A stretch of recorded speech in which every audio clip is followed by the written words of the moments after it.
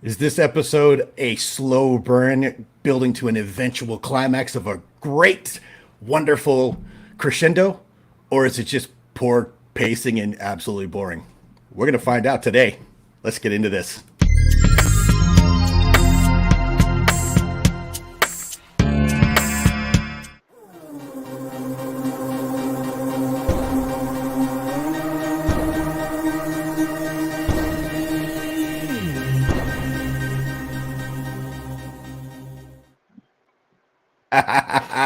All right, we're back. I did push the broadcast button, Pete, so we are alive. It's good to see you guys. Welcome to another episode of Ahsoka Breakdown here on Paul's Collectibles. I got Kat. I got Kat. I got Pete. It's good to see you guys. Before we go over and say some highs in the chat, which is already jumping, I got you guys somewhere, right? I want to commend you both on your excellent fashion choice. You look good. Thank you. Thank you for the swag. Yes. I love it. I've already gotten compliments on it. Oh, good. Yeah, they were a little slow getting there, but hopefully they made it, and you guys are happy with them. So, and the orange, he's going to do another run and do a different kind of orange instead of this gold. So, yeah, more shirts. Kat, it's good to see you, ma'am. How are you doing? I'm doing pretty good. I'm excited, even though it was a shorter episode. I'm excited to dive in with everything. So. Yeah, I think even with it being a shorter episode, it sounds like you got one or two things you might want to say this time. So. Just a little. Just a couple? Yeah, all right. And Pete, it's always good to see you, my friend, as well. How are you doing, sir? I am doing well. I really like this episode of Treasure Planet. I mean, Ahsoka. I meant Ahsoka. Right. It's so, oh my God. It's funny you should mention that because I believe we're going to start off here after we say some highs with that very topic. Pete, what do you think? All right, sounds good. But before we do all that, let's see. Oh, see, this is so awesome. There's Mrs. Scuba Pete. She says, sup, my dudes and dudette. I love it. She's at work. Yeah. Oh, she's at work again. See, you got this on lock, Pete. You're smart. I'm married. There's, yeah. We know this girl. Hey, Kat. There's Matt's collection. Hey. Hi, Matt. Michael Reed. Good day. Hey, Paul, Michael. Kat, and Scuba. Yeah. Yeah, let's come on down. Well, your wife is, she's ubiquitous today there, as my favorite word to use, as you're well aware. She's going to town, Pete. Yeah, that's it. Yep, there we go. All right. I love you. Love you, Leslie. Just kidding. Hey, is Blue X. What's up, Blue? Hey. We got Evan Gregoire joining us today, as always. There we go. The font of information that is Jonathan Redmond. Hello, Mr. Redmond. Yes. Other than Evan's name, one of my, because his last name is Gregoire, which is fun to say. This is my other fun name to say, Rolando. What's going on, man? That's fun to say. It is. Connor, always good to see you, sir. Oh, Connor. Yeah. And we got Hoppy's Creations in the house Hey, as Hoppy. usual. Yeah. There's chat legend JT joining us. Hey, GT. Let me come on down here. Wow, you guys are by saying hi. There's Rick. Hey, Rick. Hello, all you. So I'm glad Rick and Matt are here because I just didn't get the full effect of somebody disagreeing with everything I said last episode. So it's good to see you both. Oh, we'll come on down. All right, and there we go. Now we can start. We got a Mr. B, and we got a G-Force. Where is it? Hey. There, that's G-Force. There we go. Hey, guys. All right. Now, we're going to get right into this, you guys, but we have some go-backs from the last episode, and both Pete and Kat specifically noticed this, but Pete was nice enough to send me some photos, so we're going to start off with Pete. So kind of tell me what's going on here, and what are you seeing? This is Orcus Galacticus from Treasure Planet that debuted from Walt Disney many, many years before Rebels or Ahsoka. And I was like, wait a minute. I've seen that. We were talking, and I'm like, holy guacamole. So after Ahsoka premiered, I immediately fired up Treasure Planet, which I had not seen since our kiddo was a wee tot. And I was like, this is such a great movie. But I'm like, holy crap, Purgle. And, hey, a spherical MacGuffin that is a map that you have to, twist and suddenly, if you plug it into the cliff on Treasure Planet, you get the map, you get the gateway. This looks all of this looks vaguely familiar. Kat, help me out. What am I seeing here? I don't know. I've never seen it before. It's kind of hard to pinpoint that, but You I just mean, needed besides Balin these standing three- to the side and Morgan. Right. yeah. I mean, it You know. literally, it's just shot for shot. Like if you actually, there's like I think like a 30-second part on if you YouTube it. There's like a 30-second part, and it's literally him opening it, and you see galaxies open up, and then eventually this because he puts it on the little stand. I mean, it's a shot for shot remake. You can't tell me it's not. Yeah, I mean, clearly, I don't have a problem with it. I No, Filoni's it's a a great fan. movie. Cool. It's a great movie. I like that he's doing a deep cut.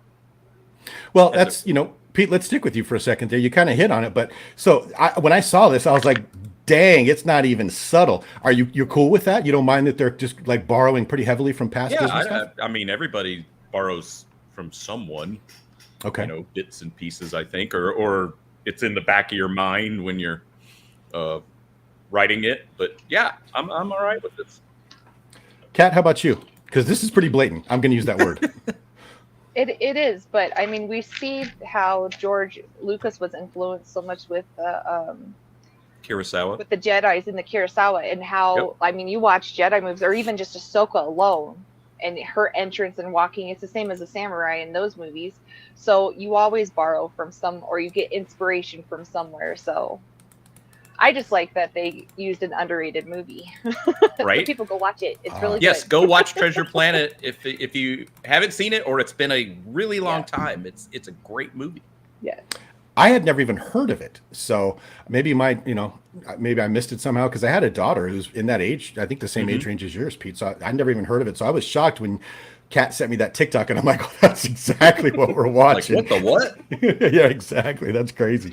Well, that's interesting stuff. I'll be now we'll have to watch out to see how badly or how blatantly he's borrowing from other Disney properties later on in some of these episodes, right? Yeah. Yep. All right. Well, let's get into this week's episode. I'm one of those people. I'll watch it and then I go look at the internet. This one's dividing a lot of people, so I'm interested to hear your thoughts. You noticed that on my intro. But Kat, let's start off with you, ma'am. Okay. The very first thing we get is this interesting training. It's not a montage, but clip that I've never really seen in a Star Wars thing. Tell me what's going on here and what you thought, and are they doing good with this stuff? Okay, I loved it.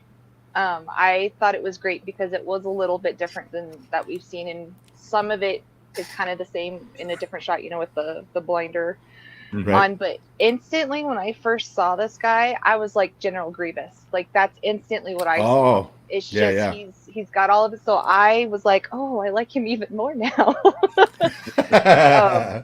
So I really liked that, and I was trying to look up different forms that they were using because I love that she's using a boken, and again that's a borrowed style that we see heavily influenced and stuff. So I really truly enjoyed this scene. Wow. Yeah, and Jonathan, holy crap, Pete, is this for real? Yeah, it was for real. It was shot for shot on some of it. It wasn't even... Check it out, Jonathan. Seriously, you got some homework. There's a 37-second video on YouTube. Just type in Treasure Planet, treasure orb or whatever, treasure ball, and it'll show you shot for shot. She said treasure ball. Treasure ball. Careful. Make sure your settings. Ear, whatever, Right. It's a ball. Oh, we just got demonetized. Exactly. Yeah. Oh my God. What is so Matt said there's only about 20 original plots in all of storytelling. That was my biggest takeaway from English Lit. That's fair, Matt. Right. Very fair. Pete, exactly. When you saw this opening to this episode, specifically this training thing, what's your thoughts? You like? Good to go? What's up? I thought it was. I liked it as a whole. In the back of my mind was like the stopwatch running on this episode, knowing that it was much shorter than the previous two. So I'm like, hey, okay, I get it. This is cool, but can we, let's pick up the pace just a titch.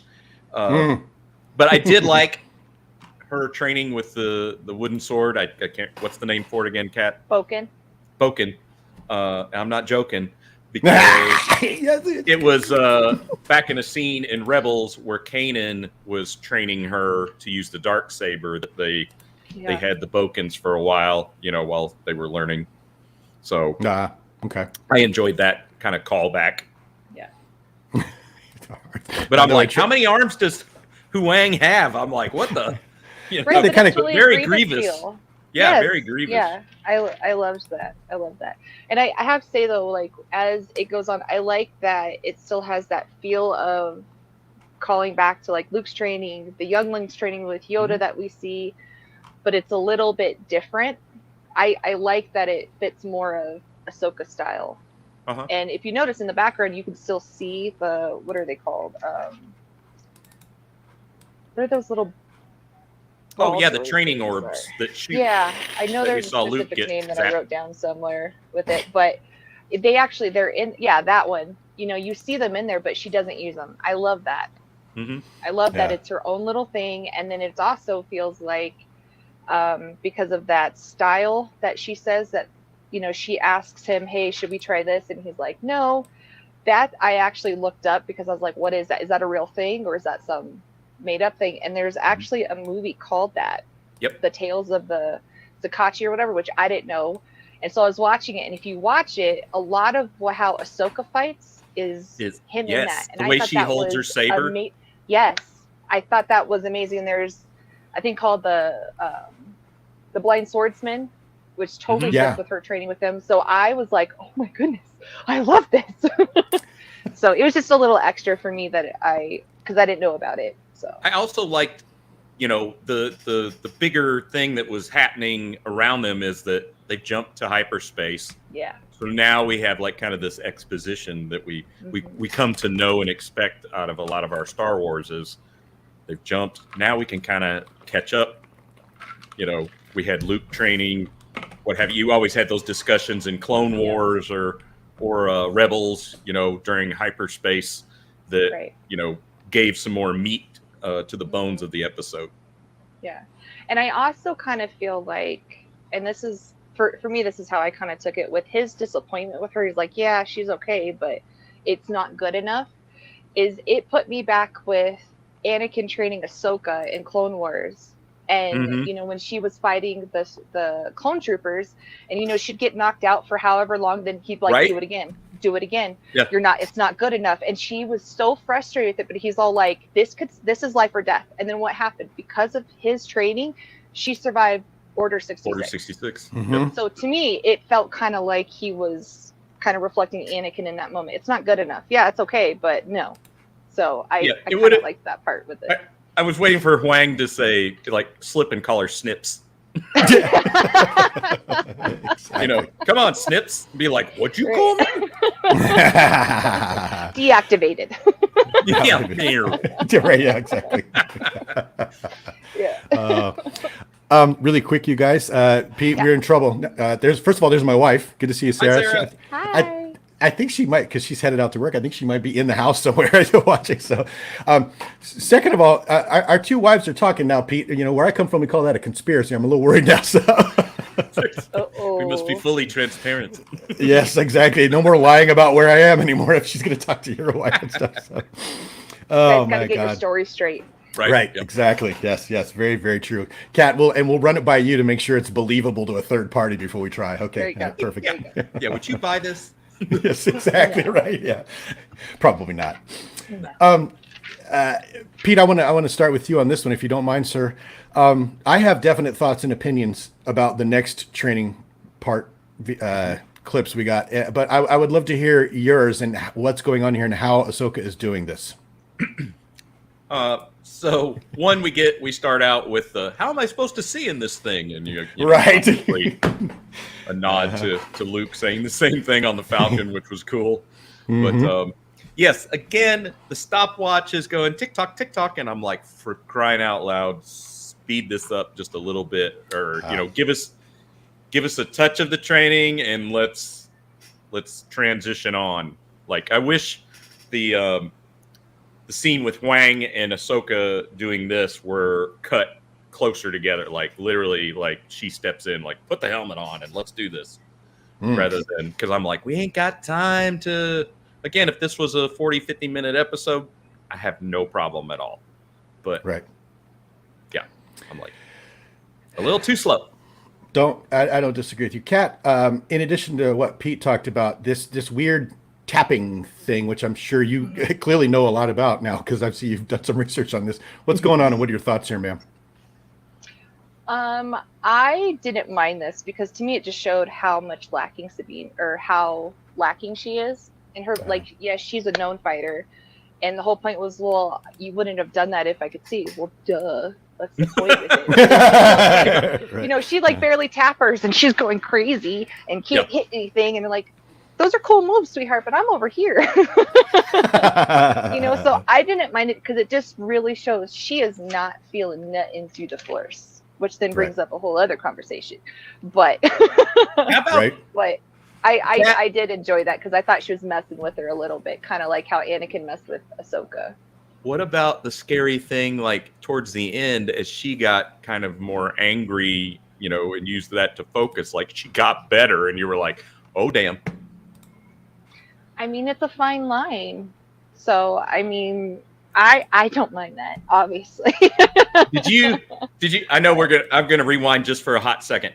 Did you notice in the opening Lucas thing of where they're showing you the helmets and the colors? That Merrick this time was blue, and Sabine was red. And I was like, yes. Welcome to the reading a lot into everything club, Pete, right? Yeah. Just like, uh-oh. Yeah, where are we going with this? Exactly. They do. They put in subtle hints like, well, if you're paying attention, this would make more sense, or, you know, so they could do any of that. But I agree.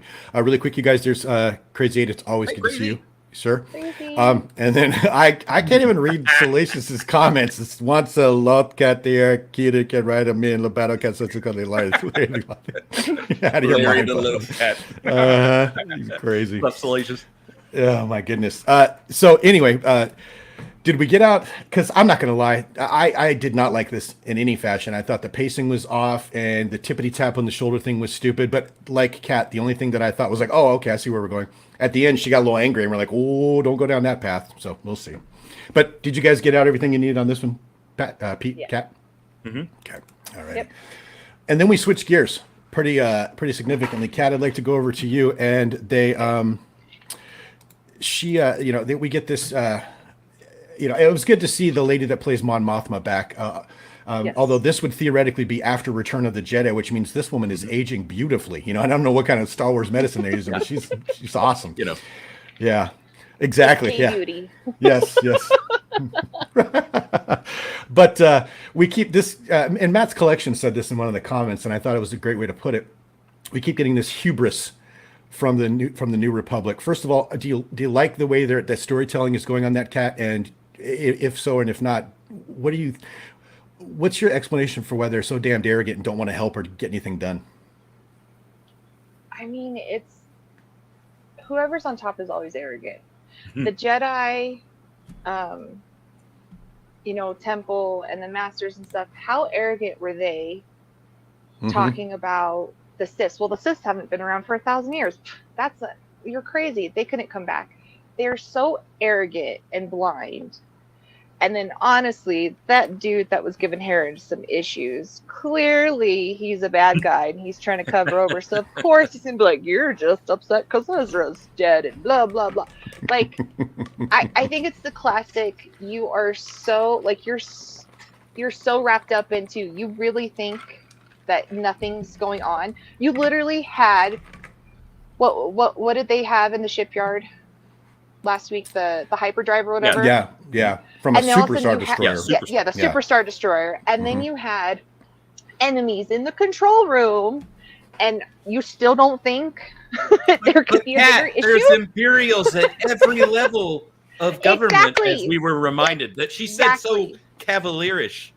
Exactly. And I'm sorry, but you have one right on your team right there. He's right next to you in hologram. I think you have several. Exactly. But that's what I'm saying. It's so arrogant, and that's why they'll fall. They're not going to get any help because they're just like, that could never happen. We already went through this once. You've literally infiltrated your whole system with ex Imperials. Sure. Okay, that's a smart move. I think it's dumb. But I mean, it's obvious that it's got to go through the story, so you expect it. Yeah. But I mean, so I wasn't too surprised by it. But yeah, that guy's dirty. I agree. So. Pete, I mean, obviously we know where all this ends up because we have the sequels, but how they're getting there and the hubris and arrogance of the Empire. What are your thoughts on this and how this scene played out? Suddenly Starkiller Base blowing up Coruscant doesn't feel so bad. Oh, sorry, did I say that out loud? I think it was Hosnian Prime they blew up because they'd moved the capital by then, but I'm not trying to be the actually guy, just so you know. But yeah, sorry.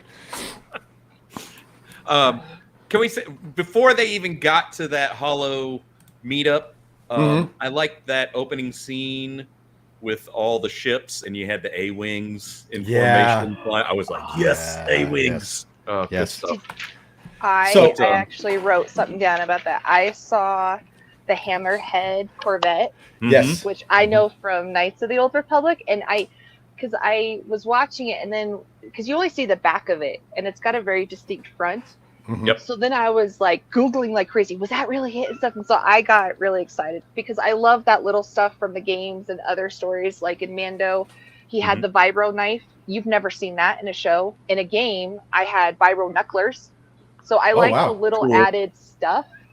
So for me, I got really excited. I was like, oh, it's for KOTOR. So little extra piece there. I think the first time I got exposed to the Hammerhead Corvette was in Rogue One. He's like, call up a Hammerhead Corvette. I've got an idea. I thought that was great. Yeah. Ram the Star Destroyer. Yes, ram it, my friend. And then when the two Star Destroyers are doing this and the music's like all angelic and everything, it was such a contradiction. I loved it. So, somebody's cat's happy in the background, huh? Little Hammerhead Corvette. Sorry. I'm so glad I invited you because you are as goofy as me with some of these jokes because that's I can't help it immediately. It's awesome is what it is, man. Well, since you're on a roll here, Pete, let's stick with you here. Specifically, you can talk about anything you want, but my question for you specifically is the actress Mary Elizabeth Winstead that's playing a character called Hera. Thoughts? What do you feel? Am I nuts? You know how I feel. I want to reach into the screen and the Leku, I want to like push them out more Hera style from Rebels. That's my big, like profile wise, that's just where my eyes keep going. Huh? Even the, Hasbro did the reveal of the retro figures, you know, that won't be out till 2024. I mean, that's a whole other like, wow, way to capitalize on that synergy with the show. Oh my God! And if you're a little kid, I feel sorry. I mean, you should be able, as a little kid, to go get those figures. Anyway, that's a topic for another show. But I was like, please don't make the figure like what I'm looking at on screen. And yep, they did. The Leku are like way back, and I'm like, got it. I mean, every time I go back, and obviously through watching Ahsoka, I'm watching old Rebel episodes to make sure that I'm staying on task. And every time I see her in animated form, I'm like, yep, that's Hera. And then I switch back to live action, and I'm like, nope. It's a nitpick, I know, but that's why we're here, though. Especially since they didn't give us a lot to clamp onto in this episode. Kat, what say you, my friend? Okay, so I'm with Pete. With the whole Leku, it changes her whole look. I hate it. But specifically with this scene, when she snapped on that guy and she's all like, you don't know that was the first thing, like watching her eyes, because I kept going back and rewatching it. That's the first time I personally saw her really great acting through her eyes, and it made me feel like Hera's Rebels. Like, that's my kid. Oh, that's my family. I felt the emotion for some, because that's the thing, is she's been very strong and commanding and stuff like that, but that wasn't Hera all the time. She had this softer side when it came to her family members, and I feel like that's been missing. And the first thing with that, like I said, is that I finally felt that emotion of that connection and that bond and the Hera that I enjoyed in the cartoon. So I did like that part. And then she didn't have it with her son in the next shot. But I did enjoy that. But otherwise, she drives me crazy with her aesthetics. Like, yeah. And I've said this before. The Hera that I saw for ever so briefly in the animated series had a much softer side to her as well. She was much more emotional. This one just seems angry and very stoic or whatever. So, what do I know though? Kat, since you mentioned her son, I'd like to continue with you on this one. First of all, tell me what you think of how they did this. But second of all, I need some help. She has a human-looking child with green hair. What's going on here? Okay, so when I first saw this, I was like, was she pregnant in Rebels? I completely forgot she had a kid in Rebels because it's at the very end when Sabine's kind of monologuing about what's happening. You see him. So I actually had to watch Rebels again at the end of it because I was like, when did he have a kid? Like, was she pregnant? Was she? So I completely forgot about that. So I was like, oh. And then I mean, I've seen some like intermixed species relations on other shows, and they at least have some kind of features from their other parents. And I don't understand why his dominant gene is just human. And the only thing he got from her is, hey, I am green, like the Joker. Oh, yeah. I was like, oh, he's got Joker hair. Okay. I mean, I saw that. Killed the Batman. Too, yeah.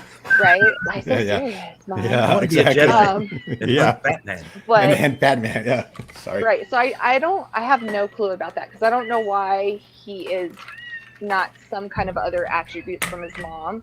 I did like, though, his I don't know what do you call this with this.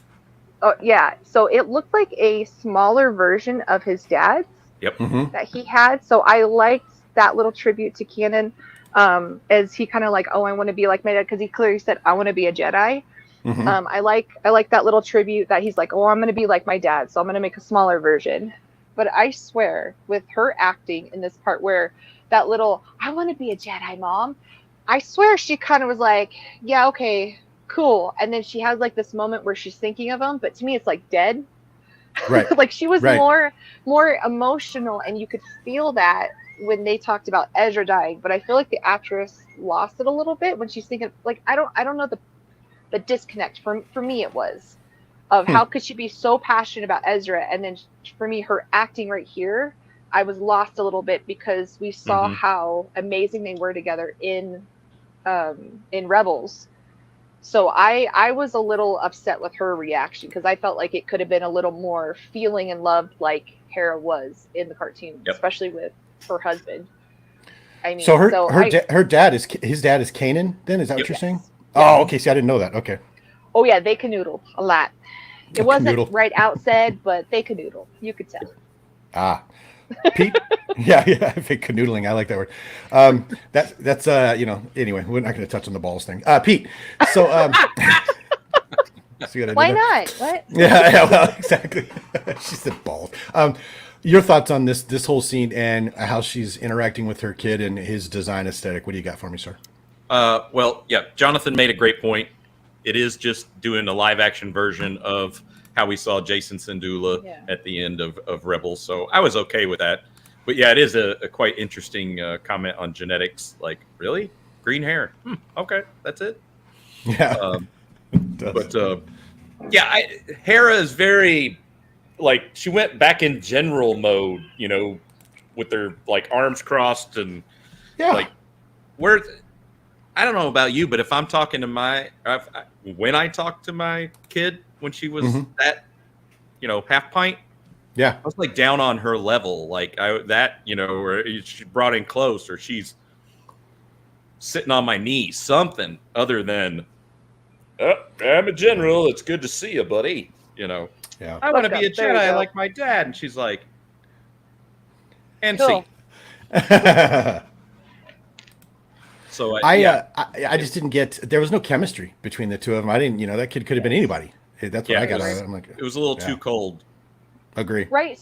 So I'm not the only one that felt like she had more passion with Ezra being told he's dead. Yeah, she was fiery there, and that was a perfect setup to be this tender moment. And maybe it was, and that got left on the cutting room floor at the end of, again, I'm beating the drum. Ooh, we got 25 minutes.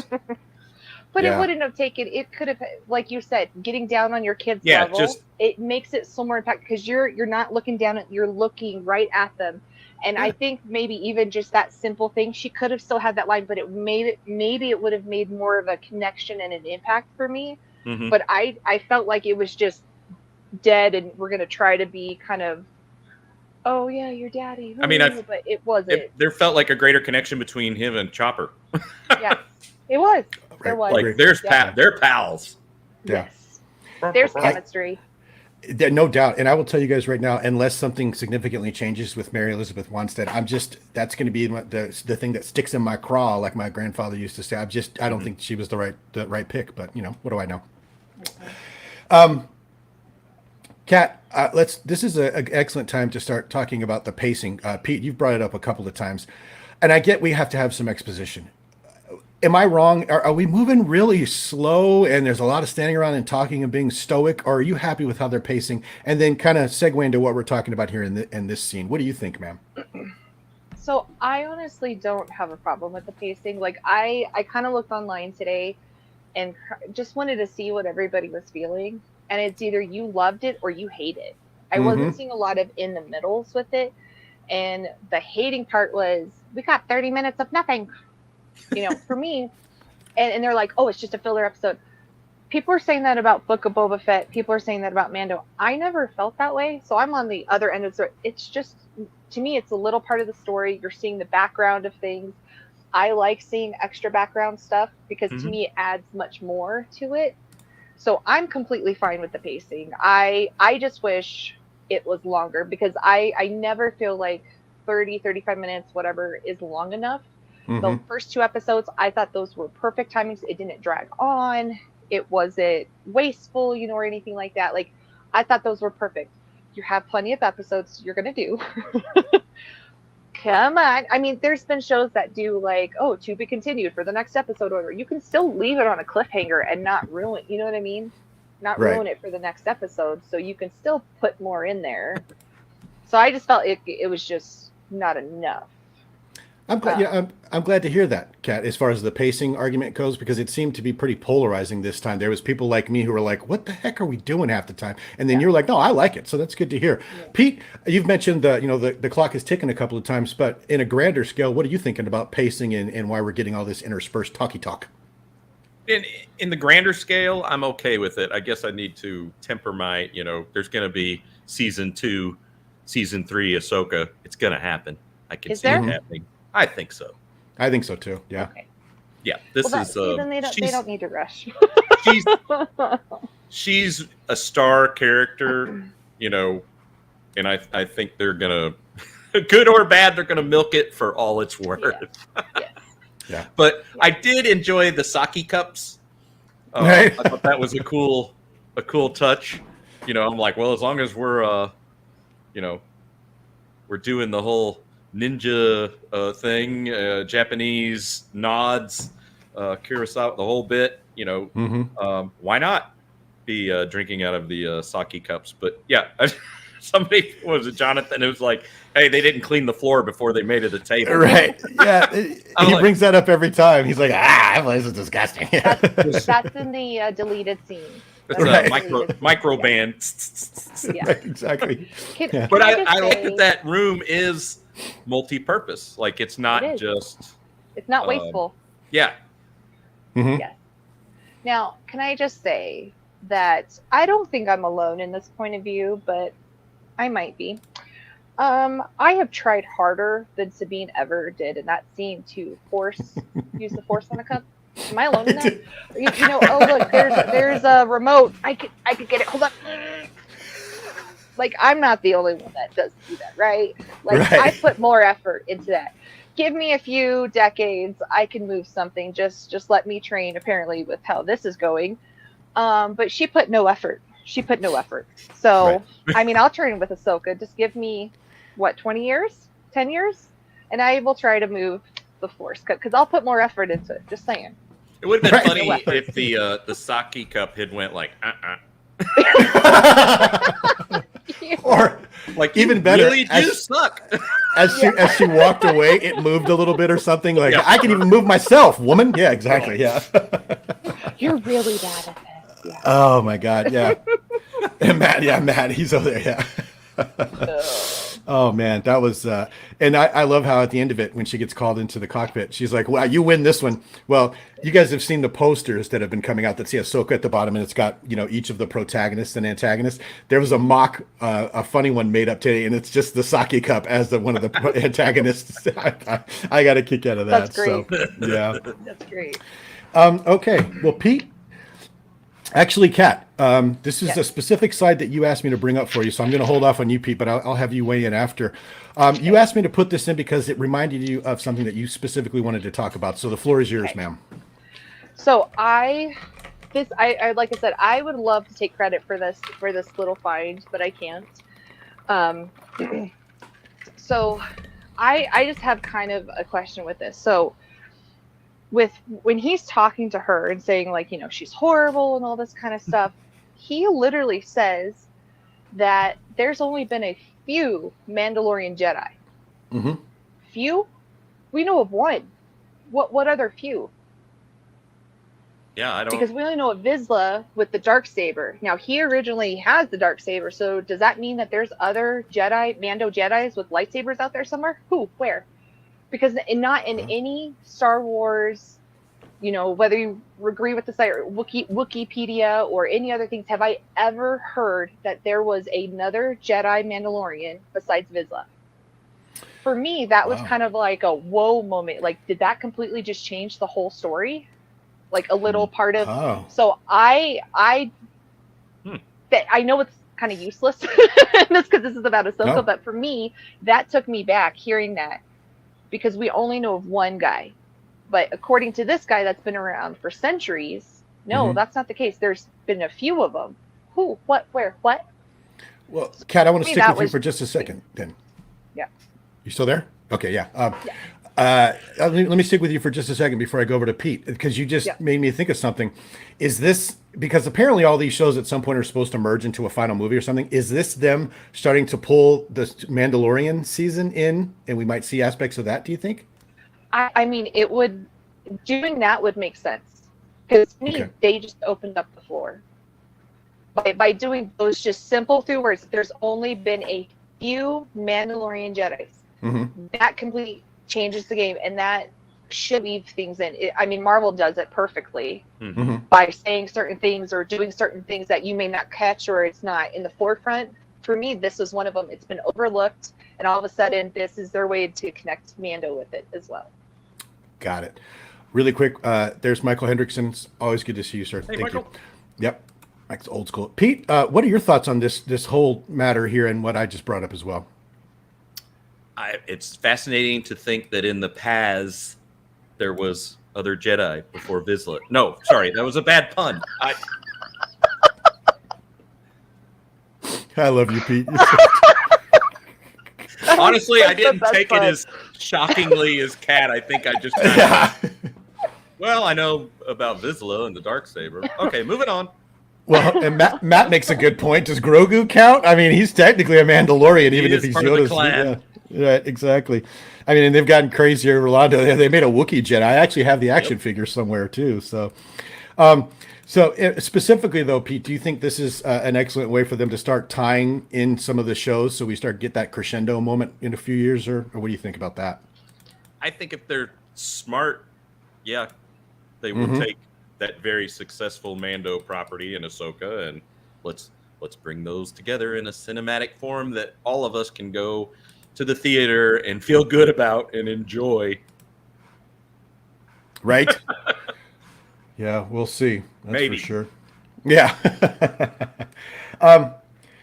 Pete, I bring this up because it just seems to be a recurring theme. And you know how I like to do here. I like to just beat a dead horse until you can't recognize it. But even Sabine's like, when you coming with the fleet? Even she's in universe and she doesn't even get it. What once again, what's going on with the New Republic here? Why?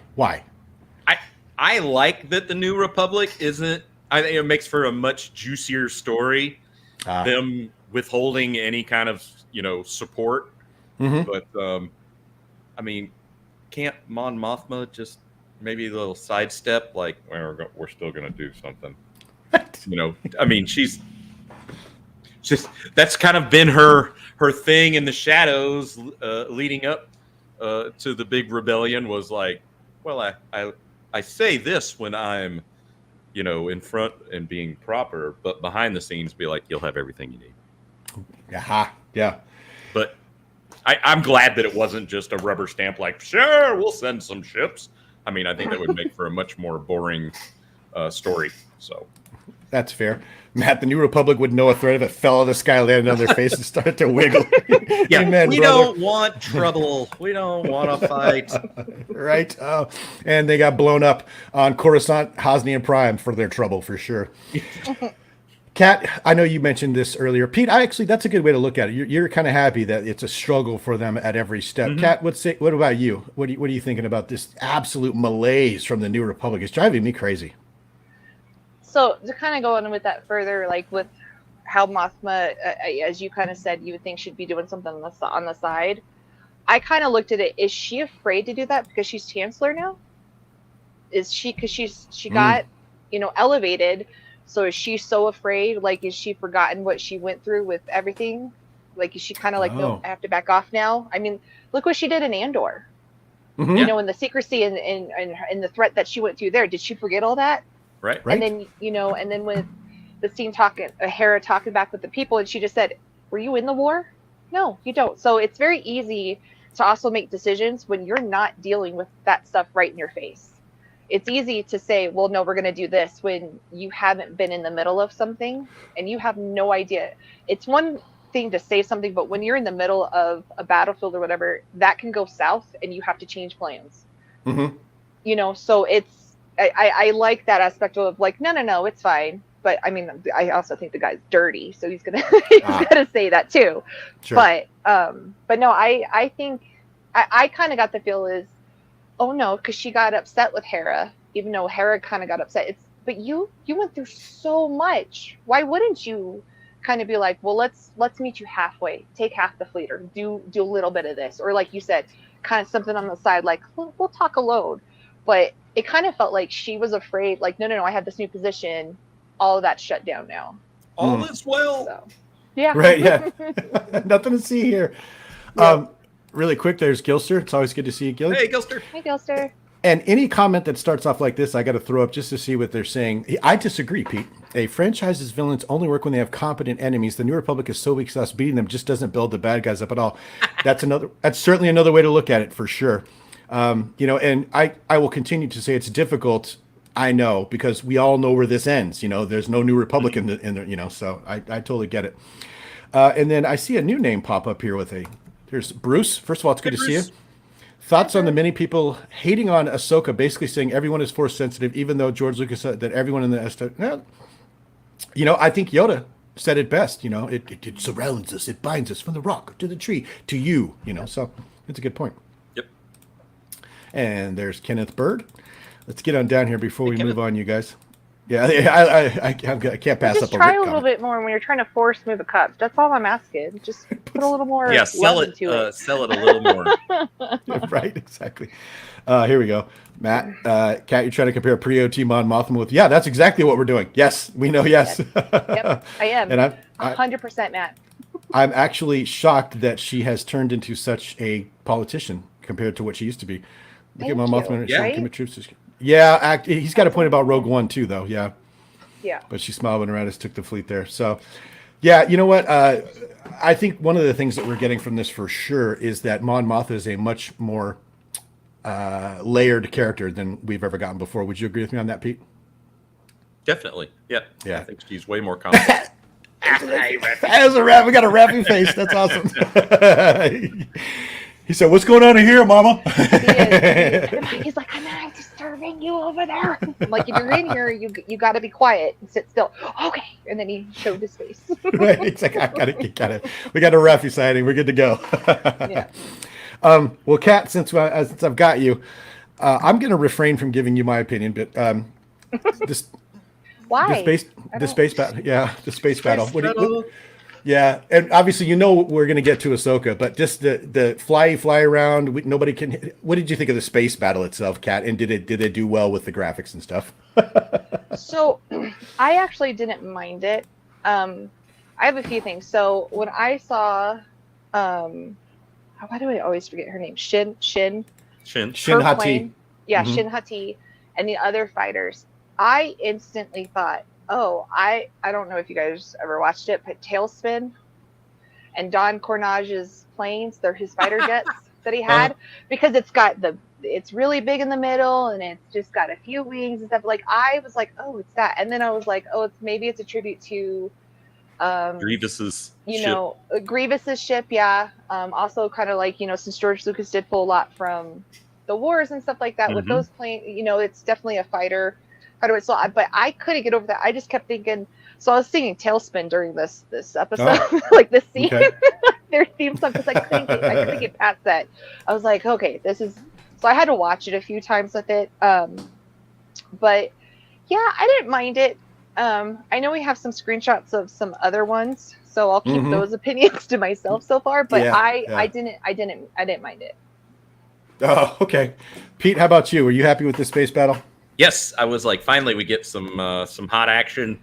We're in space. We're not stuck on a planet. We're not in the bowels of the ship doing a training montage slowly. We're having a quick exchange. I like the fact that Ahsoka's ship has a tail gun to it. You're saying very World War II. And then of course the callback to Star Wars with the headset and I got one. Don't get cocky, kid. Yeah. So I want to point something out really quick, Pete, and see if you guys caught this. She goes in the back. She jumps in. She starts talking to Hera, and they're exchanging dialogue. And then she puts the headset on to continue talking. It's like I think the audio editing wasn't so like I don't know how she heard her. That's just one of those weird things I caught. Yeah. I like the fact she was like, "You changed all my settings." I didn't need them. Exactly. Gil, thanks for stopping by, Gilster. I appreciate it, man. Jason Nemiroff snuck in on us. Good to see you, Jason. Hey, Jason. He's been around for quite a while as well. And then that's a good question, JT. Kat, your opinions on how the bad guy lasers sounded? That's new. It sounded like something from like the remake of Battlestar Galactica. What did you think? Because they were like, they were real quiet. They didn't make laser sounds. I was so wrapped up into everything, I didn't really pay attention to the sound. So the lasers, that didn't really bother me. I was thinking of other things like, wow, Sabine's bad at everything she's doing. Until Ahsoka's like, okay, fine, what do you need? We won't do it my way anymore. And then she started making things. But I was just like, wow, she's bad at everything. That's a good point. Sabine sucks. She's good at being morose and complaining, and that's about it, right? Yeah. So you like fighting in person, just not with ships. Got it. Yeah. Okay. And Pete, how about you? I noticed the sound on this one? Did you like the new sound design? I did too. Again, it felt more like World War II, machine gun kind of rat-a-tat-tat to me, which I liked in that fight sequence. If that's going to be the if Ahsoka's ship is the heavy bomber kind of deal, and here's the Messerschmitts, coming up to intercept it. I was all right with that. The fighters and laser sounds were very World War II. Yeah, look, Rick agrees with me on something. That's cool.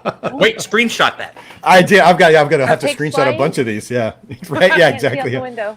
I think it's actually raining in Arizona right now. That's how odd things are right now. Yeah. Well, you know what? Let's just get to it. Before we go to the obvious and inevitable topic of conversation here, I want to bring up my girl, Shin Hati again.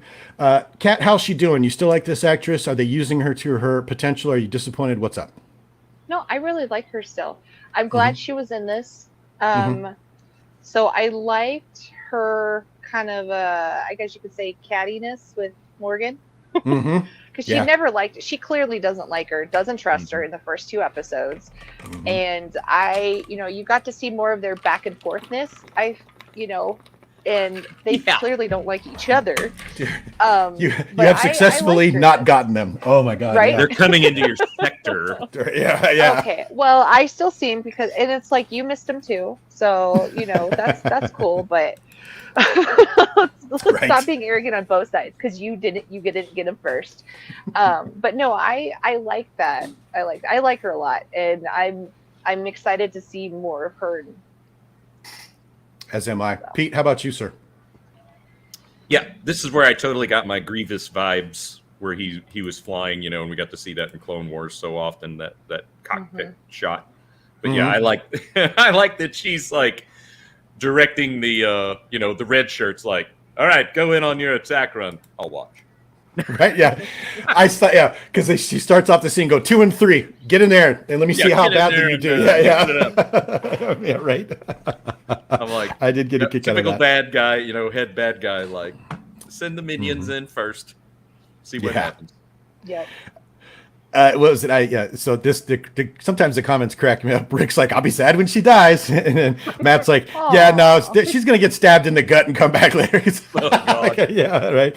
Yeah, and then Jonathan Jonathan will stab her in the same spot, but she'll magically die. Right. He's, that'll be it. Yeah.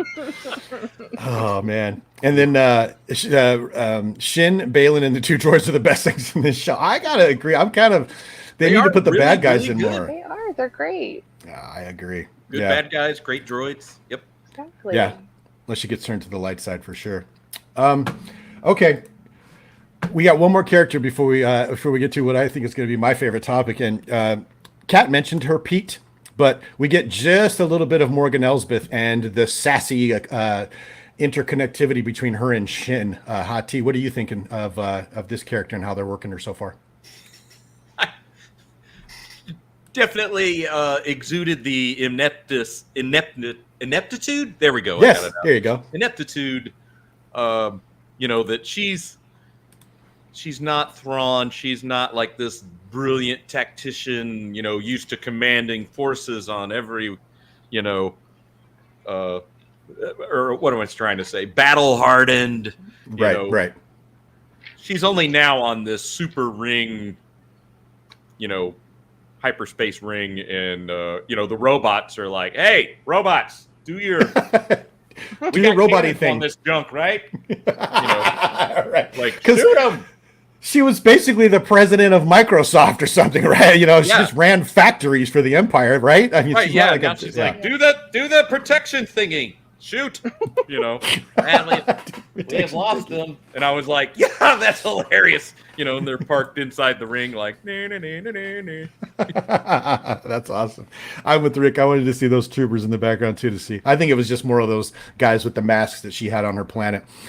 Kat, what are you thinking of Morgan Elsbeth? You touched on her in the exchange between her and Shin Hati. Was that the highlight, or did you get something better from this? I think it's so funny because they both have their arrogant moments, but her face, I love this actress because she was so offended when she's like, destroyed. What? Like, she was so, like, how could this possibly happen to me? Like, she was so upset. And then I just love the little quirk of like, well, you almost got them, so I'll take it from here again. Like, I love that little thing. But I love that just part. I think she nailed it with just that. What? So I like, because it does show, like how Pete was saying, she's not Thrawn. Thrawn is very composed too, especially when things don't work out. If something he's just like, oh, interesting. But she's like, oh, I'm not hiding this. What? How could this be? So I like that difference. You're my right hand man, but yet you kind of suck too. So exactly. Oh, but yeah. I really like her character. I like I like the way she's effusing, I guess is the word for it. Yeah, you can tell that you know, she's a very good actress, but I don't know. I think we need to see more of the bad guys, frankly. Because anyway, Kat, I want to stick with you because you have had the most. Pete, you've been excellently positive. Don't get me wrong, but Kat has been like, I'm eating it up. I'm loving everything. So I would love to hear what you think about the design and aesthetic of this. Okay. So I mean, it's cool that I was expecting more of what they had in Clone Wars when she was in space, where it's just the normal helmet that fit in everything. It's very fitted. I'm not bothered by it. It immediately just brought me back to the clone episode, raising malevolence. You know, with General Grievous's secret ship and Plo Koon's saving the Clone Wars or the clone troopers. and he's out in space and flipping and using his lightsaber and stuff like that. So it meant it. I liked that. I could buy it in this just because I saw it in the cartoon. So I wasn't totally upset with this. I think her space suit is a little stupid. Just it's not the greatest, but I like the fact that she is fighting in space. Well, Matt makes a good point. We got to figure out some more figures to make, because you got to reuse some soft goods on there. Yeah.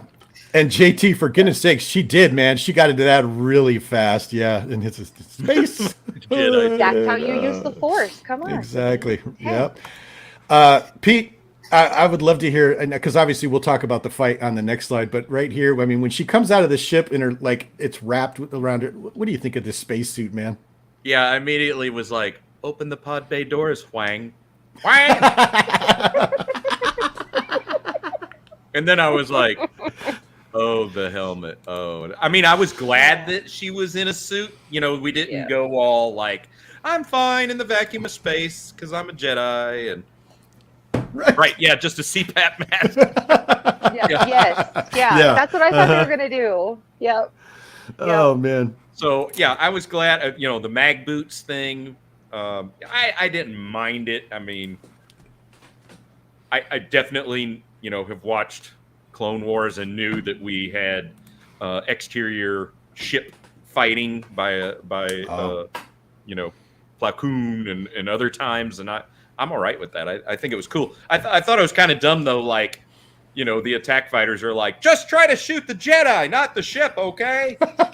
Yeah. I'm like, yeah, that is a big ship. I'm like, you could. With a small, tiny person on it. Yeah. Right. JT, she did look like a nun back in the habit for sure. Back in the habit. Yeah, Oh, God. Oh, look at Jonathan. By the way, flattery will get you everywhere. Paul is an expert on helmets. How hard would it for you, Ahsoka, to get that helmet on? Especially as fast as she did, I think you'd need a support crew of like 3 people to get all of that stuff on. And it's the whole, I'm just going to say it, this whole space battle suit, and then this thing, you guys I was just looking at the screen going, for God's sakes. Pete, flippy space battle-y saber thing. Are you cool with this, or am I just being difficult to get along with here? Yeah, I mean, I expected it. I was like, we're going to get a flippy cut a ship in two with your saber just because, well, I mean, why else put her out there on the wing? I mean, if she's just deflecting laser bolts, then it's like, boring. It's like, we got to have some ship chopped up, But the whole, like, she's spinning and spinning. And I mean, I like that Sabine at least had to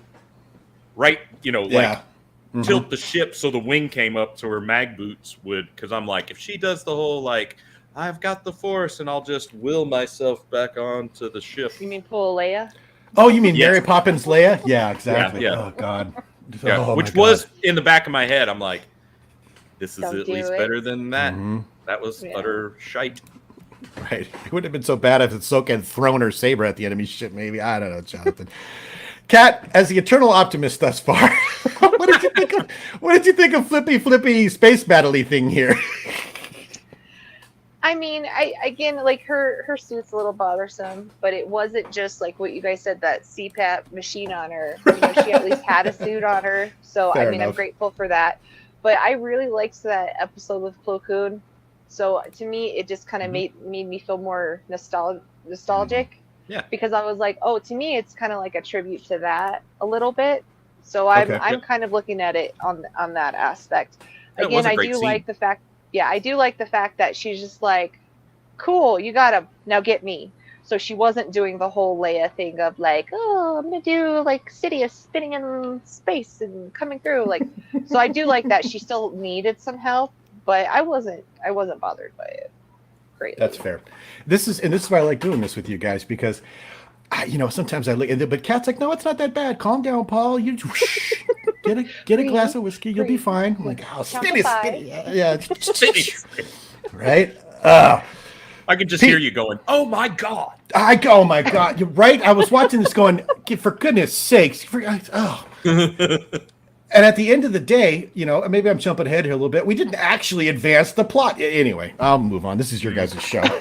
Yeah, Jason, the animated series did this, and that's exactly. Kat, you make an excellent point. It's nostalgia. It was a good callback. Yeah, fair enough. Okay. Yep.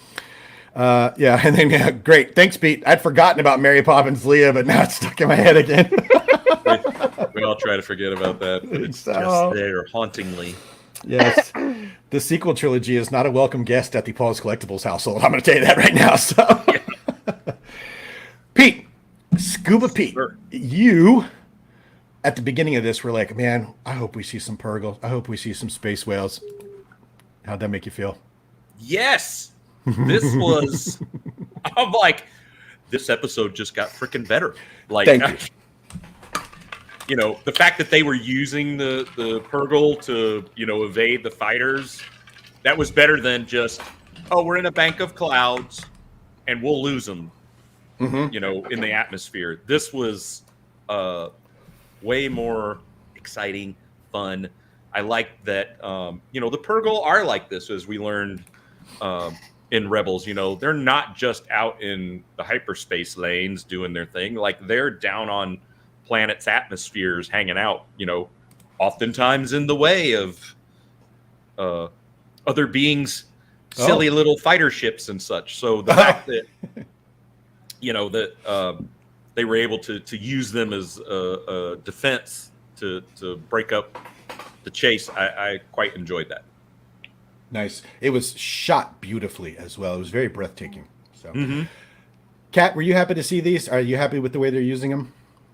Absolutely. So, it's so hard sometimes we've talked about this several times, going from animation to live action. It doesn't translate. Obviously, look at Hera, but this, I thought they were gorgeous. I loved every set. I kept going back and watching it because I just love the scene so much. And then when you see the close up of the eyes and stuff like that, and they're very, in the cartoon, they're very in tune with what was going on. Like with Ezra and everything like that. And I felt like they knew some stuff of like what's going on with it. So I loved every second. And it just makes me excited of like, okay, why are they building this here? Is it because the Purgle are here? Are they going to follow them? Are they going to use them somehow with the hyper? Like my mind was going crazy, but I absolutely loved it. Nice. Kat, let's stick with you for a second because I just thought of a follow-up question. What's going on here? What are they doing here? What are they doing in general? And where are we going with the space whales on this? Or was this just a fun thing to throw into the show real fast? Or do you have a prediction? I mean, I think they chose this planet very specifically. I mean, because you saw the ruins in the episode before and how they had to read the map, right? So that was built how long ago? So I think this was all very specific. The Purgles are here. We know that they travel galaxies and stuff like that. So I think we're gonna see them heavily in the next episode or second episode. That's what I would think. That's what I thought when they popped up when we saw them, is that somehow they're going to be connected, or they're either going to be followed, or they're going to be used with the hyperring. Something. I think it was very meaningful to choose that planet where they're at. Nice. Pete, where do you think they're going with the way station? Yeah, the Purgle are massing there before they jump to hyperspace to go, get it on in another galaxy. Yeah. I think it looks like a few people agree with you too, that there is a reason why this human thing is on the planet, because this is where the space whales, this is part of their routes or something, their migration routes. Does that sound right to you, Pete? Yep. Just like regular whales. I mean, scuba's not just a handle.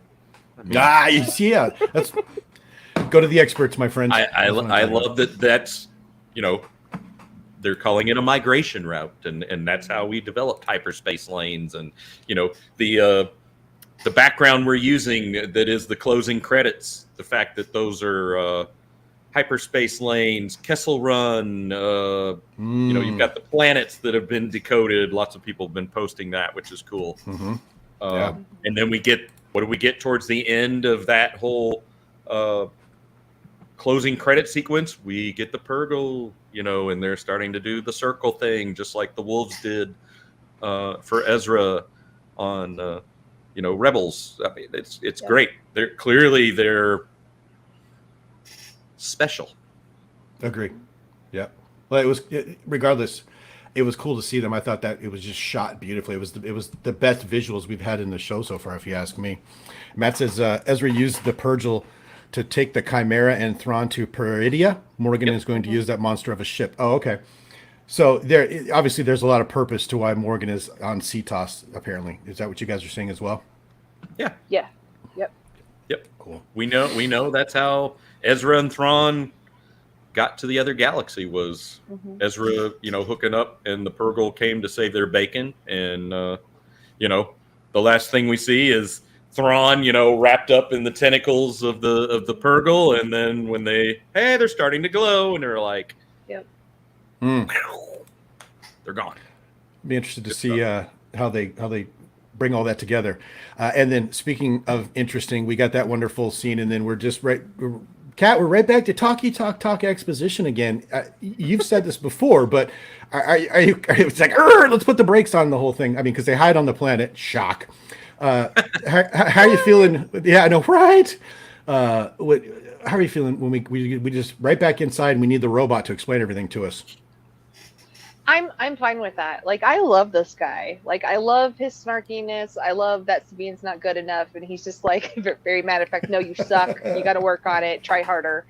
But I love that he's been around for so long. So he's just a wealth of knowledge. I love that because I like knowing the backstory of things. To me, that adds so much more.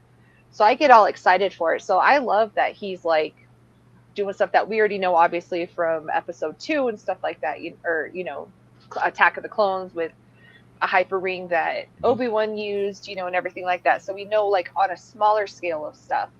So I'm fine with that because they gotta investigate, they gotta see why they're here. So I'm fine with it. Kat, you're just a breath of fresh air. You're just like, I love it. I actually feel better about this show after I get done talking to you about it, because when I was done with the episode last night, I was like, oh, for God's sakes. Pete, by the way, good call on getting Kat, Pete. Congrats on that one. It was a good call.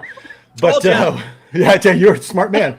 What are your thoughts on here? Let's screech everything to a halt and talk some more about some more stuff. Well, we didn't talk about it earlier, but I like the fact that Huang was, trying to do his scans on the ring, which is why they kept having to go closer and closer. And he's like, hey, can we break off? Nope, just a little bit further, and then right. So yeah, that was fun. No, we had to have this data dump, and I don't mind the I like the technicalness of it and seeing the hologram of it. I think for me, I knew it was big from the prior episodes, but seeing that teeny tiny bridge that Morgan was in to command this big ring, it really hit me like, this thing is ginormous. Like, how many ships could you park inside this ring to bring back into the known galaxy? Like, that would be really easy. And I think that's why it's got to be so big, is like, we're not just bringing Thrawn back, like, just himself, right? Like, there's going to be hardware that is going to come back with him. He's smarter than that. We know that. He's a tactician. He's not just going to be like, yo, hey, I'm back. Bow.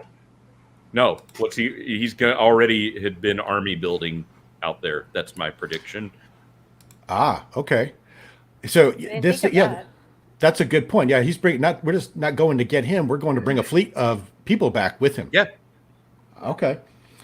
Well, let's do something here. Jonathan Redmond says Hu Yang mentions 6 hyperdrive engines, but the Holo shows 5.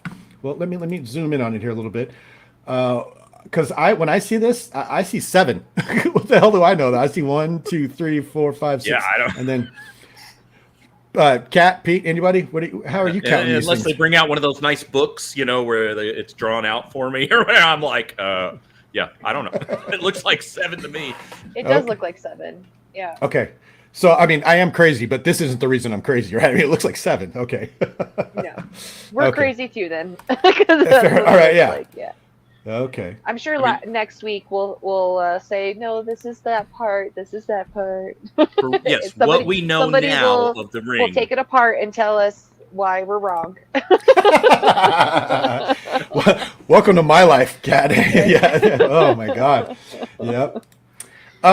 And you know what? It's funny because when I've done these shows prior, usually we go about 2 hours, but this one was just so short, and there wasn't a whole lot of meat on the bones.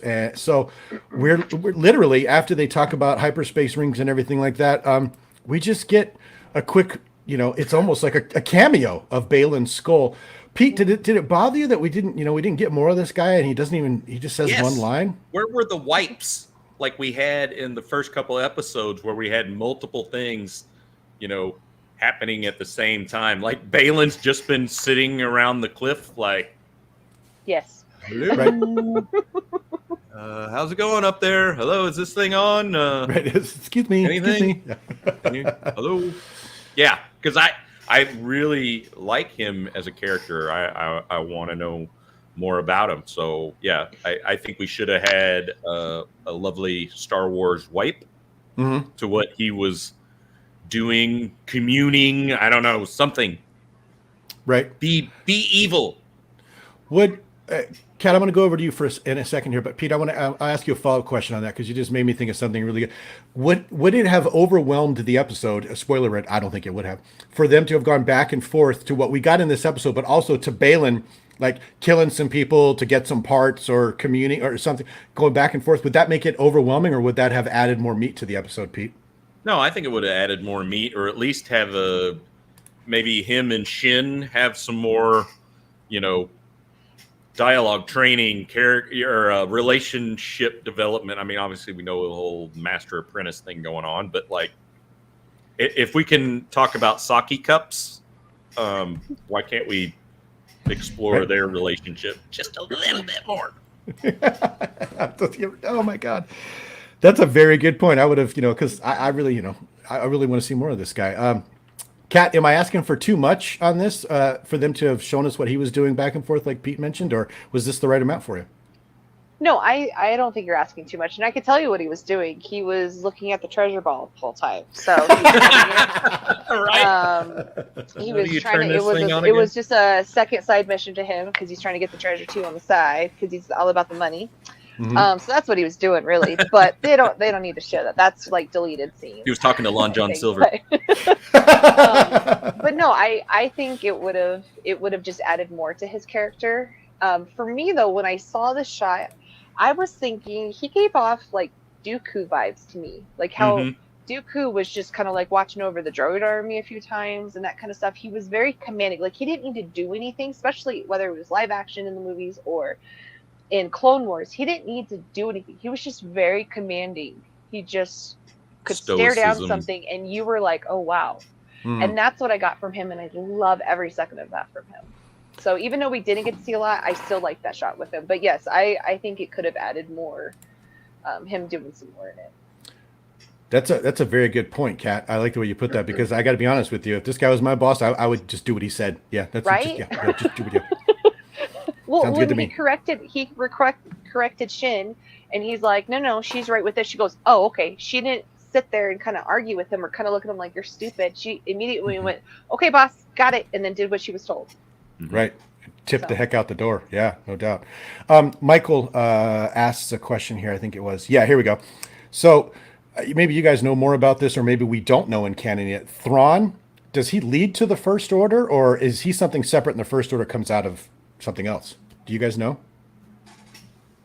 I'm not that deep into the canon like that, but it seems a logical progression to help explain how on the hell the First Order just, we see them and we're like, where the hell did they come from? Thrawn's coming back with some more ships and is really going to beef up what the Imperial's remnants are left to help reconstitute this. I guess we're gonna see. I guess we Kat, I hope we get to see. Yeah, I agree, Pete. Kat, JT says he was thinking Dooku as well, and you two could lay Stacy's in each other's hair. Kat, I'm going to go over to you. Let me get back to Mike's question here. Let me make sure I have it up. There we go. So there are some books, Aftermath series. There's like 3 books that talk a lot about the First Order and how, General Hux, his son, becomes Aldous Hux, and there's another throwback in The Mandalorian. Anyway, but they never talk about Thrawn. We've never heard of any of these people before. Pete just makes an excellent point. Does Thrawn lead to the First Order? Is this something different? Do you know? Do you have a prediction? What do you want to see? Okay, I've only read old school Thrawn. That's apparently not canon anymore, which I still love the stories. I haven't read any of the newer stuff. Okay. So I have no clue with that one. But I mean, I could see, him entangled or bringing over with them. I could see that. It's not, to me, it's not a far-fetched idea. But I just honestly, I have no idea. I'm so far behind on my Star Wars reading. I have like 5 books over there that I'm all trying to read at once. So wow. I'm the wrong person to ask about that. I'm very behind. That's a lot of books. I know. Wow. So Pete, I'm going to go with you. I'm interested to see how they end up doing that because, as you mentioned, he's not in the sequels. So is he? Yeah, right. I mean, I didn't miss something. He comes and again, what we know of Thrawn, he's very cool, calculated, order. Yes. And does that get bastardized into the First Order? I don't know. Well, let's see here. Thrawn, Matt says, Thrawn is only a part of the Empire to get help for the Chiss ascendancy against the Grisk. Wow. Oh, yeah, you're going, yeah. Deep dive. I do know about the Chiss ascendancy. That's where Thrawn came from in the at least I read some books too, Kat, but I don't know if they're the canon ones or not. I'm so annoyed with what's canon, what's not canon. I'm sorry. If it's a good story, it's a good story. Who cares if it's canon or not? Just saying that. I get upset when people are like, well, that's not canon. That doesn't matter. Listen, they wrote the book. It's in the story. Okay. There's like 2 different ways that Anakin or that Chewbacca died. You're going to tell me that's wrong? Well, yes. No, it's just a good story. Okay. Right. It's only, but it's only canon. yes or no until somebody like Filoni goes, screw it. We're putting it in. Listen, just shut up. I don't care if it's not canon, okay? It's what I grew up with. I like it. Leave me alone. Jeez. Yeah, get him, Cat. That's what I'm talking about. Oh, hey, look at that. I don't know when he snuck. Yeah. Hey, everyone. Sorry, I'm able to catch up on. Well, thanks, Shabby. I appreciate that. We've tried to drag this out as long as we can on what was a pretty short episode with very little in it. So we're actually starting to wind down a little bit. Let's see here. JT says, doesn't Thrawn get killed in a comic somewhere? I remember him sitting in a chair, getting shot in the chest. Not canon anymore. Oh boy. I don't know. Thanks for the spoiler, JT. Thanks, JT. Right, yeah. Jeez. Next thing you're going to tell me is Darth Maul gets killed by Obi-Wan on Tatooine. Right, Kat? Yeah. Shabby's got a good point. Let's just get him right if we're going to, bring. Obviously, we know he's coming in because we saw the previews, but yeah, and I think Michael makes an excellent point that I think Disney's even said it. They're going to try to tie in all these stories into the sequels. They pretty much have to. I mean, they could, right? Hey, Dino. I hope so. Hey, Dino, what's going on, man? Good to see you. Kat, that's a good point. I agree that they should. How on the nose should they have to? I mean, should we start seeing sequel characters showing up in some of these later TV shows, or would you like there to be a fairly clean break before we go to the sequels, Kat? No, I mean, like 4, 5, and 6 were all together. That storyline flowed. You grow up thinking it's a story about Luke. Then you add 1, 2, and 3, and it's actually a story about Darth Vader. They all came together. Why can't the shows and everything else be connected? I don't understand. Like, I think that's a missed opportunity with when it comes to Star Wars, is that some things are so disconnected, especially with the sequels. And Marvel's done it beautifully. There's been different directors. Mando was cohesive, and they had different directors. I don't understand what the holdup is. Like, just get a solid storyline and read it. I don't understand what the big issue is. So I don't disagree. Pete, what are your thoughts on that? Do we have to connect to the sequels? Do we? We can forget those. Can we, as we've learned in Marvel, alternate timeline, can't we? I mean, that trope's beat me to death. But hell, let's try it. Yeah, because the reason why I asked you that, I'm sorry, Yeah. go Pete, go. That was a very loaded question because I'm like, no, Mhm. no, I don't want to see Ray. Yeah, baby Ray or her parents or something. Because that's why I asked you that question, Kat. Because I know that we eventually have to get to the sequels at some point. But if they want to make a clean break, we don't have to see any of the sequel characters in any of the movies or any of the TV shows, and I'd be fine with that. Is what I was kind of going for. So, oh God, yeah. Matt, no one likes you. Be quiet. I'm just kidding. Shut up, Matt. I'm just kidding, Matt. Oh, I accidentally banned you from the chat. Sorry. Right? Yeah. Oops. Oh, you're on a timer break for 300 seconds. Sorry. Oh goodness. Yeah. Right. Yeah. Shabby puts it best. Leads to the sequels. What the friends? You're like, no. Yeah. Oh yeah. But I mean, with the shows, they can do that easily. Why not? They're all. I mean, I think if you look at Mando with the story, you may not be happy about all the episodes, but it's an amazing story that John came up with. That Dave helped with. Like I think he's an amazing writer. They had different directors. You can't tell me that's only thing holding them back. They had the story. Just lock down the story. Everything else will follow. They didn't do that with the sequels. Exactly. Agreed. Let the two of hard to them figure out. do the Divergent sequels. Exactly. Yeah. Just go with what we grew up with. That Luke married Mara Jade. They had a kid named Ben Skywalker. Yeah. Han and Leia had Jason and Jenna Solo and a kid named Anakin. Boom. There you go. You had a whole Dark Times period of it's laid out for you. Just follow it. Yep. Preach it, Kat. Here's what I'll do for you, Kat. I'll clip this part of the episode and send it to you on a thumb drive so you can send it into Lucasfilm with your resume because it sounds like you've got it down, sister. Just saying. Yeah. She had so much material to go over. She had it. So this is the cool thing about getting some of the people from the UK involved. The only things worse than the Star Wars sequels is Everton and subpar sub. I don't know what any of that is, but it sounds bad. Just so you know. Everton is a football team. Yeah. Okay. Soccer for us in the States. Right. And Okay. that is Shabby's favorite team. So okay. He's digging it, Shabby. Okay. Well, we're there, you guys. Let's get the Kat Kat. What did they do? What's an overall? What did they do well in this episode, or one thing that you just really liked? That I mean, it sounds like you like the whole darn thing because you're way nice. But what was the best thing in this episode for you then? My favorite moment was the Purgles, because I mean, there was such a big thing in Rebels, and you get afraid with, again, I keep saying it, with live action. I just thought it was such a beautiful moment. I just keep watching that part over and over. For me, that was the best moment, is seeing the Purgles, and you just didn't barely see them. You're intertwined with them. You're flowing through them. All of that shot, I thought it was just absolutely gorgeous. So that was my favorite part.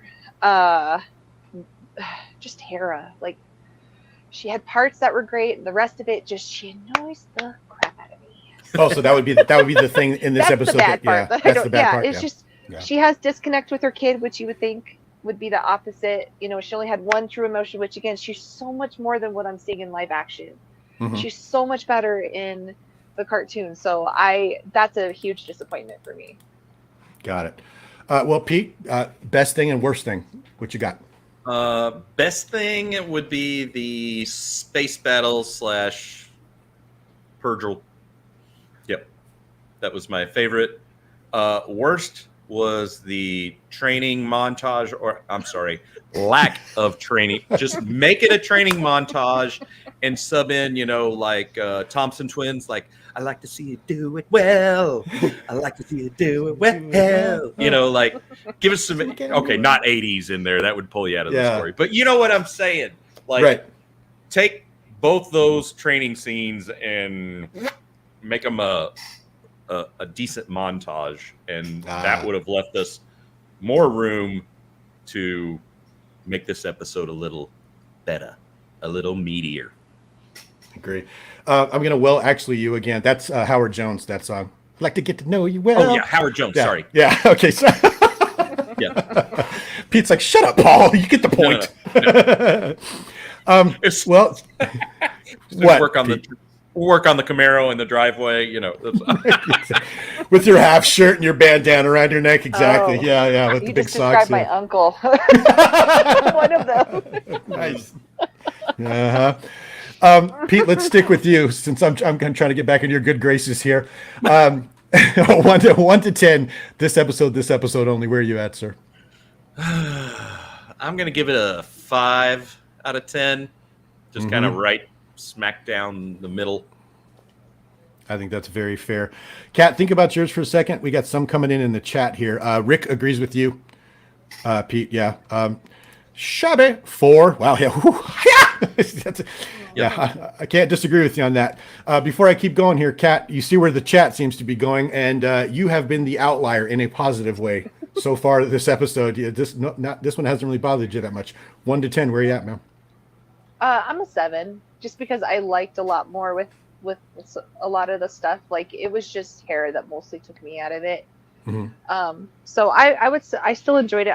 For me, it still progressed the story. We got to see Sabine suck some more, and she's lacking in a lot of places. So step it up, girlfriend. So I still see you suck so well. Oh wait, you can't say that. Whoa, easy, Pete. Ooh, get in this.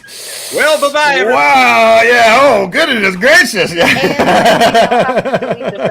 You're right. Cool. I'm never getting monetized again. Thanks, Pete.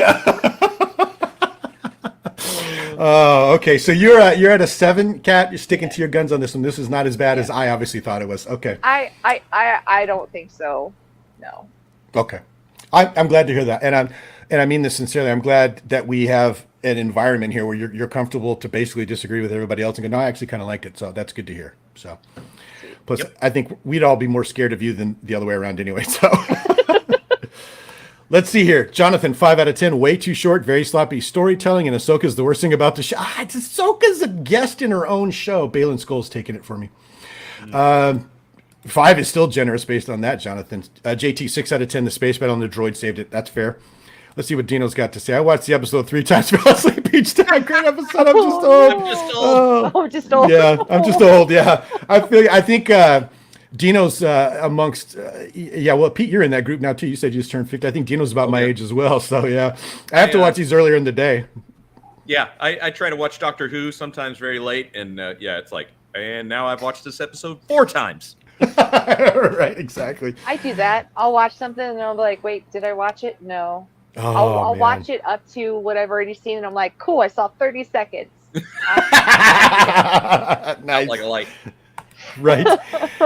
Michael Hendrickson, too short. I totally agree with you. Yeah. Rick, we need a Beastie Boys training montage. Yeah. Oh, here's Matt. It was a character episode. They tend to rate lower with viewers, even though they are necessary. Yeah, look at Matt looking at the bright side of the penny on that one. Good job, Matt. Yeah, Jonathan, because the character sucked, Matt. Mr. B, I'd say 7 out of 10. Also, like, there you go, Kat. Probably would have been higher if the show was longer. Yeah. Well, here, you know what? Before I continue, let me ask you this question, Kat. I asked you guys off camera or offline before we got on. Is this fine like it is, or could they have just rolled this into the first half of another episode and kept going for this one whole episode, and we only have 7 instead of 8 and stopping right here? Or are you cool with it like this? I mean, I said it before, is what's wrong with adding a little bit more, keeping the run times the same? I thought it was perfect the first 2 episodes. It wasn't too much, it wasn't too little. They didn't try to, shove too much into the episode. I thought it was just right. And what's wrong with, there's so many TV shows out there that hang on a cliffhanger for an episode. Mm-hmm. What's wrong with that? Why can't you set it up just a little bit more and then end it? You know what I mean? Because then you're like, oh crap, I gotta see it. Oh, I need to hurry up and be Tuesday. Like, it gets you pumped up for that. So I think it's kind of wasted doing the episode so short, but my opinion doesn't really matter. No, actually, for a number of okay, to them, okay. To them. I'll go, yeah. It matters to me and Pete. I can tell you that much. Yes. Pete, would this have been better as the first half of an episode, and we just kept on going? Or I think I know where you're going with this, but are you happy that we just kind of cut it off like this? No, not happy. I'm like, seriously, we're hiding in the red maples, and we're ending here with Balin just like, go find them. Dun, dun, dun. And I'm like, no, you can't. It doesn't warrant the dun, dun, dun. You know, right? Yeah. Next time and see if the guys find them in the red maple forest. I was like, seriously? Like, I cussed at the TV. Okay. When it just, because I was like, I knew it was coming. I didn't stop it because I wanted to just, play it and enjoy it in its entirety. But I was like, I know this is a short one. Oh, geez. And then it was like, boom. And I'm like, son of a. Yeah. Biscuit. I will yes. Son of a biscuit. Thank you. Yes. Between the three of us, we're one decent person right now. Yes, exactly. I got you. Yeah. The good news. I have one good thing to say about this. This is what I liked about this episode. It was so short and there was so little to talk about that we had all this extra time at the end because we're still only at 90 minutes to kind of just, talk about concepts and stuff and spend some time together. And it was a pleasure, you guys. Really quick. We have really appreciated you guys in the chat today. It's awesome. Rick and Matt, especially, I give you guys a hard time, but I love having you here, keeping me honest. You've been watching the Ahsoka Breakdown Show with Kat and Scuba Pete. We're here every Thursday at 1 p.m. Pacific after these episodes. We're having a blast. You guys in the comments really kind of keep the conversation going, and I know these two get a kick out of them as well. So please join us as often as you can and participate. But before I get us out of here, Kat, we're going back to the chivalrous Paul's Collectibles here. You get to start, ladies first. Did I get out everything that you needed to talk about? Was there anything you wanted to say before I started to get us on up out of here, ma'am? So one thing that I will leave till next week with it, Jason Sandula, is that a tribute to Jason and Jana Solo from the older stuff that we kind of touched on? I forgot about asking that question, so I'm gonna see what I can find on that, because I think that's a kind of a cool little tribute of, we wanted this storyline, so we're gonna take stuff from it.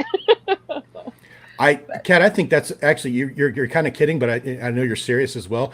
That's an excellent point. They are cherry picking from Legends a lot of stuff, and when I heard that kid's name, even I had heard of Jason and Jaina Solo because I have action figures of them, but I didn't know where they came from. So I'll be interested to see where they go with that, and we'll definitely expand on that more next episode. Pete, over to you, sir.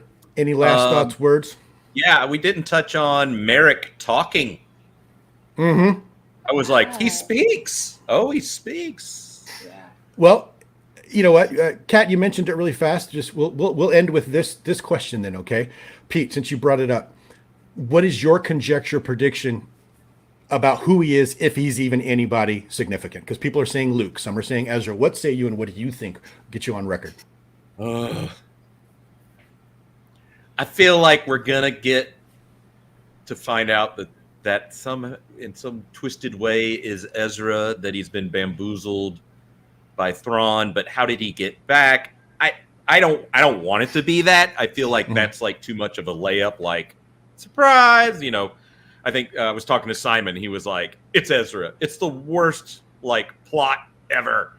And I'm like, I don't want it to be. I want the show to be better than that. So I hope I'm horribly wrong in thinking that. I know that just using that word, his name Merrick, it implies a duplicity of good and bad with that. Yeah.